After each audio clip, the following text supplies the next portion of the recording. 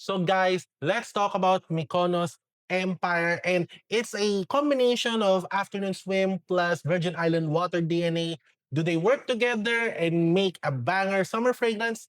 Let's talk about it. So, guys, I bought my own bottle at Mykonos, Philippines. So, go to them if you want to get this fragrance. So, Mykonos Empire is a pretty damn good summer fragrance. On the opening, you do get a nice, freshly squeezed orange and with that light coconut water, especially for those people that doesn't like very heavy coconut scent fragrances, you might actually love this one because the coconut here is relatively light. It's on the fresher side, not a coconut cream accord, and a little bit of booze on the background as well as the dry down with a little bit of tonka bean.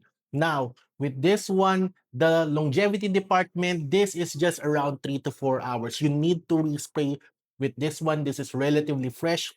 So the performance here is just within expectation of a very fresh fragrance. Now, projection, I'm only getting around 1 to 1.5 hours of moderate projection. Then after that, it becomes a skin scent throughout the scent journey. Should you get Mykonos Empire? If you have Rayon Aquatica, this is not a must get. But if you haven't had this DNA, you might want to take a chance on this fragrance, especially if the hybrid approach is very appealing to you. You love oranges, plus you love coconut or a little bit of coconut in your fragrance as well, and you're trying to find a summer fragrance.